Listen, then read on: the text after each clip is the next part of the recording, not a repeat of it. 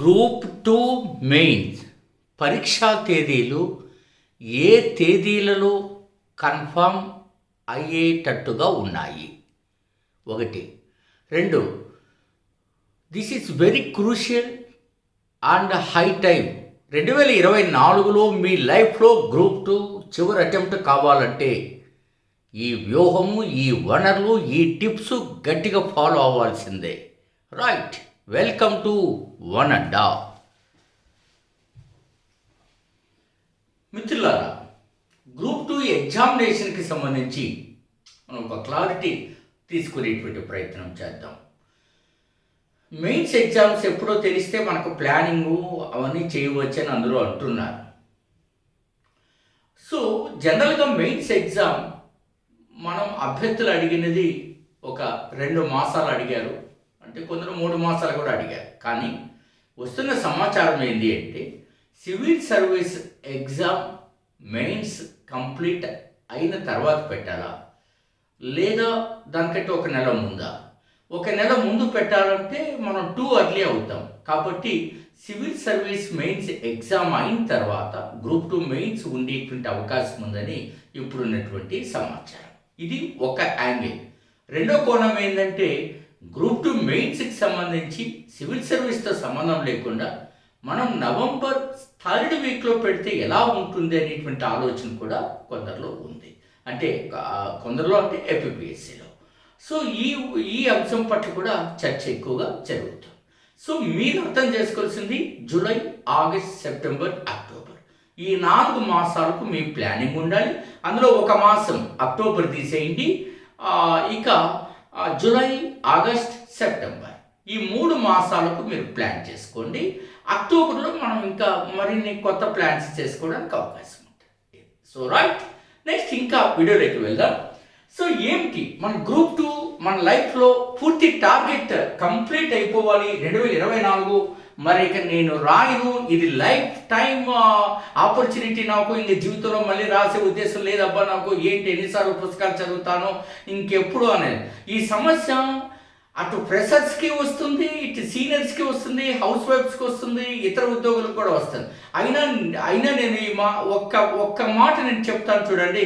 Competitive exams అనేవి నేను ఈ వర్డ్స్ చెప్తున్నందుకు చింతిస్తూనే చెప్తున్నా. డెడ్ బాడీ లాంటివి. డెడ్ బాడీ మనకు చీకటి పడేలోగా తీసేయాలనే ఒక సంప్రదాయం ఏ రకంగా ఉందో, సో అలాగే ఎందుకంటే డెడ్ బాడీని అలా ఉంచుతూ ఉంటే బంధువులు వస్తుంటారు, మిత్రులు వస్తుంటారు, దుఃఖం కలుగుతూ ఉంటుంది, మనకి ఇంకా రకరకాల చాలా ఇబ్బందికర వాతావరణం ఉంటుంది. అట్లాగే ఈ కాంపిటేటివ్ ఎగ్జామ్స్ కూడా అంతే. ఒక్కసారి ఇది ఒక రకంగా మనల్ని వదలనటువంటి బంక అంటే తెలుసు కదా, అతుక్కుని పోవడం అట్లాంటిది. దీన్ని ఎంత తొందరగా వదిలించుకుంటే అంత మంచిది. సో దీనికి చేయాల్సిన పని ఏమిటి అన్నది నెక్స్ట్ మనం చూద్దాం. సో వస్తామో మిత్రులారా, చూడండి, ఒకే బుక్ నుండి బిట్స్ రాని రోజుల్లో మనం ఉన్నాం. ఇది ఫ్యాక్టా కాదా? అంగీకరిస్తారు కదా? Is it fact are not? ఖచ్చితంగా 100కు 1000% కరెక్ట్. మరి ఏమిటి? మీరందరూ దయచేసి అర్థం చేసుకోండి. ఏ పరీక్షకైనా ఒక లెక్క ఉంటుందండి. ఒక లెక్క అంటే నా దృష్టిలో ఒక ప్యాటర్న్. ఆ ప్యాటర్న్ మీరు క్యాచ్ చేయగలిగితే రోజులో ప్రిపరేషన్ అయిపోతుంది. బిలీవ్ మీ, ఖచ్చితంగా. అది కాకపోతే ఎట్టి పరిస్థితుల్లో మనం ఎంత చదివినా వెళ్తానే ఉంటాం. ఉదాహరణకు మీరు ఏపీలో జైనం గురించి చాలా చదివింటారు కదా.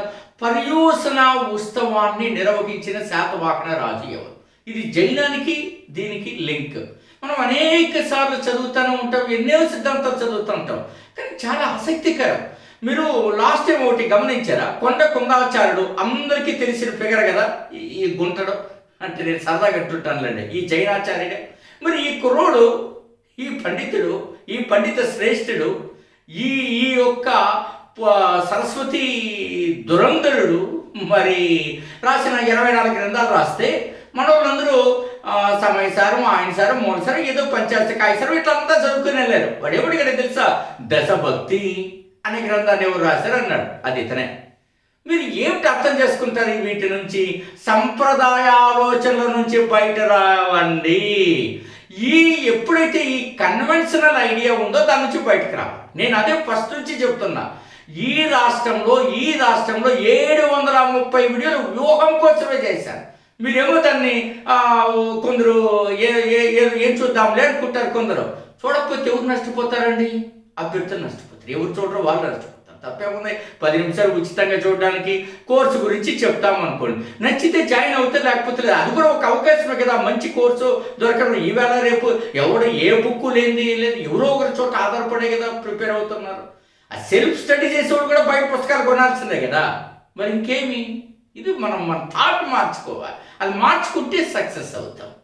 ఇంత ఖచ్చితంగా చెప్తున్నా మనంగా మీరు ఆలోచనలో పడిపోతున్నారు. రెండోది నేను మాట్లాడతాను. అంటే ఫస్ట్ ఏంటి, మీరు బేసిక్స్ అనేటువంటివి ఫస్ట్ పక్కన పెడదాం.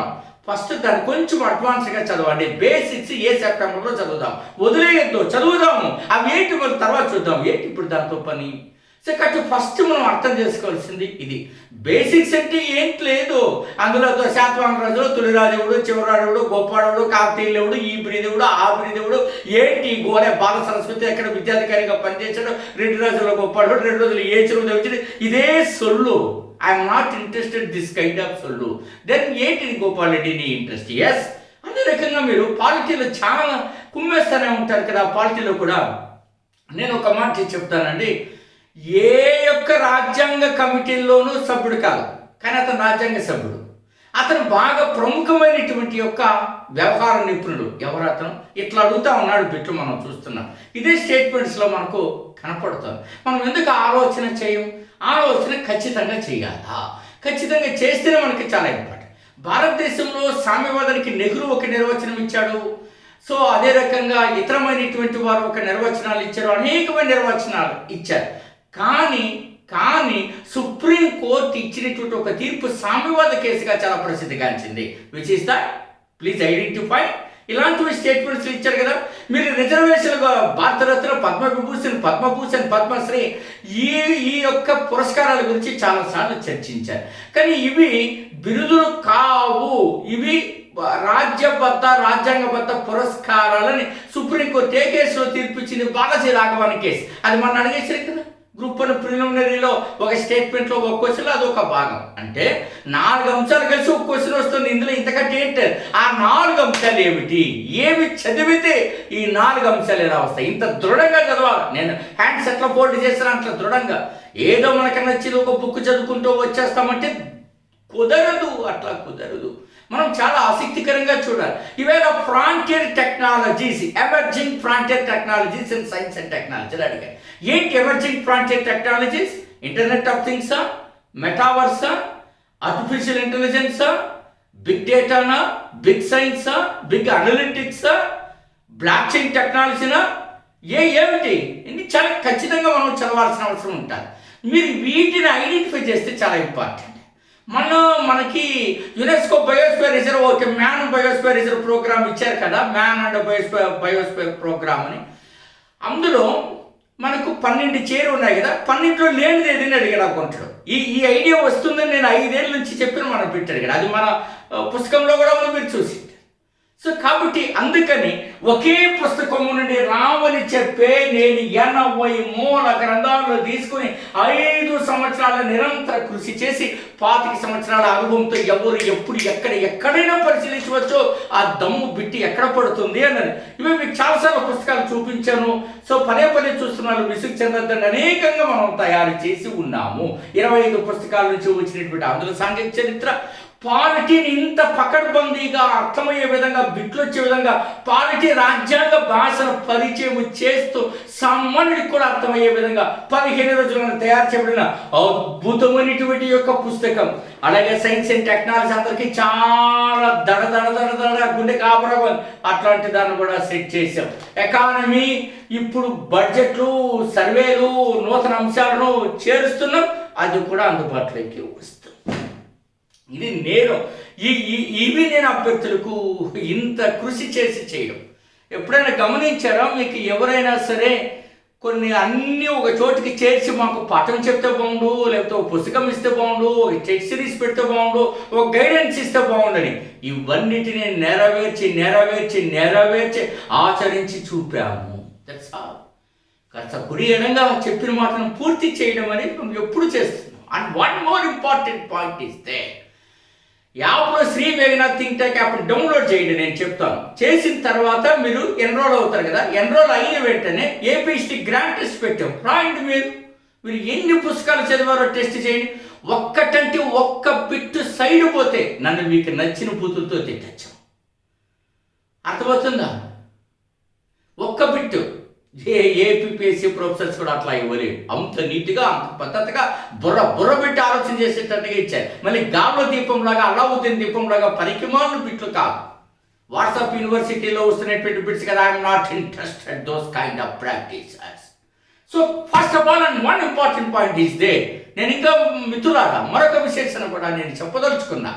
ఈ దరిద్రాన్ని అందించాలని, ఈ దరిద్రాన్ని పోగొట్టాలని మనము 10వ తారీఖు నుంచి కొత్త course only next level mentorship. అరే AP history, science and technology, economy and one more point is there Indian constitution. ఈ సబ్జెక్టులు ఎట్లా చదవాలనేది కాదు, ఏ కోర్ పాయింట్ చదివితే బిట్ వస్తుందో చెప్పే next level mentorship course. Each subject 300 fees ఉంటుంది. 25 సంవత్సరాల అనుభవం, 80 పుస్తకాలను అధ్యయనం చేసిన తీసినటువంటి టీం ఇస్తున్న సలహాలను పాటించాలి. ఓకేనా?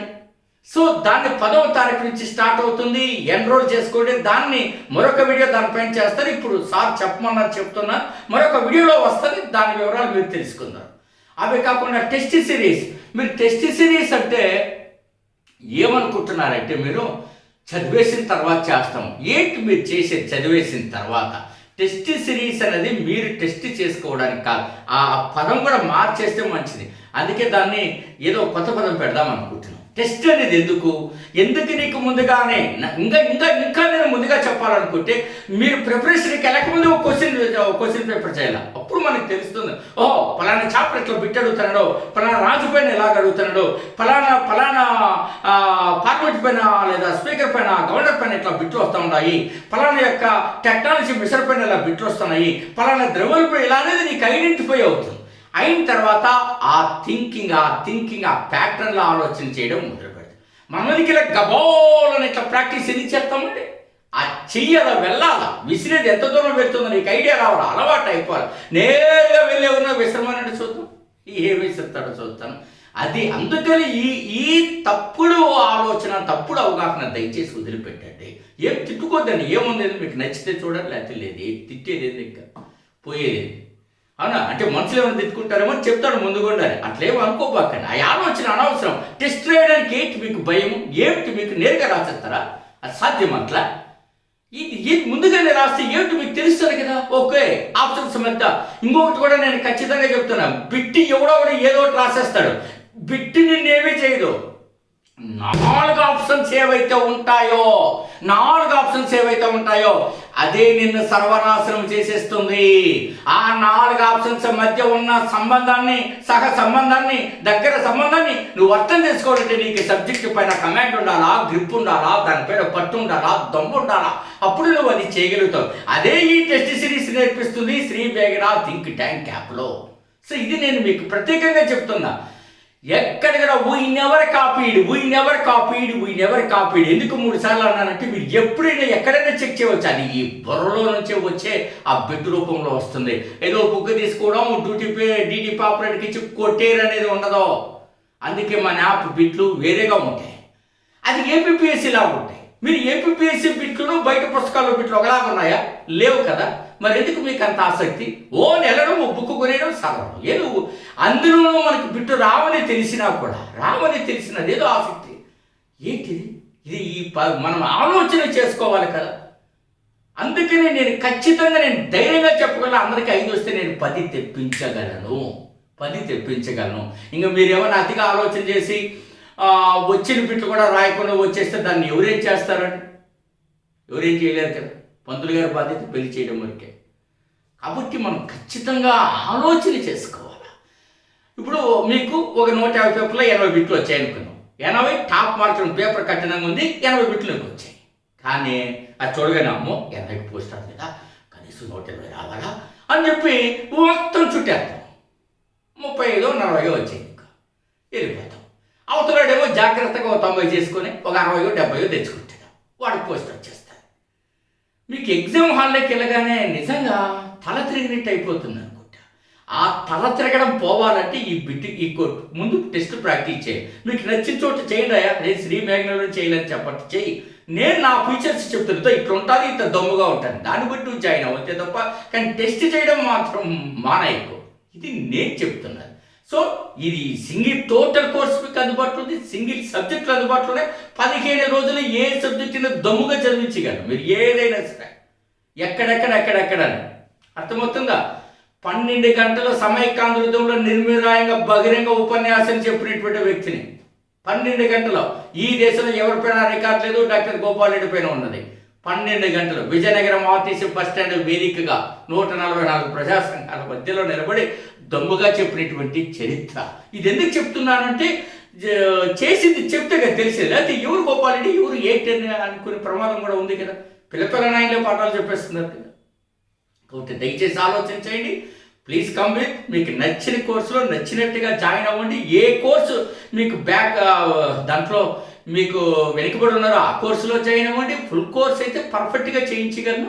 అలాగే test series next level mentorship అని అందుకే నేను 300కి ఇచ్చి కనీసం గోపాల్ ఈ మేఘన శిక్షణ సంస్థ యొక్క ఆ విధానాలన్నా అర్థమవుతాయని చెప్తుంది. 10వ తారీఖు నుంచి స్టార్ట్ అవుతుంది. రిజిస్ట్రేషన్స్ అయిపోయినాయి, మీరు జాయిన్ అవ్వండి. మళ్ళీ 10 తర్వాత జాయిన్ అయిపోతామంటే ఓకేనా? All the very best. Me doctor Gopal Reddy. వెళ్ళబోయే ముందు నేను ఇక్కడ వాట్సాప్ నెంబర్ రిప్రజెంట్ చేస్తున్నా. సో చూడండి, 8074940030. దీనికి డెమో PDF పెట్టుకోండి, రిక్వెస్ట్ పెట్టండి, వాళ్ళు చేస్తారు, మీరు సక్సెస్ అవుతారు. Thank you one and all.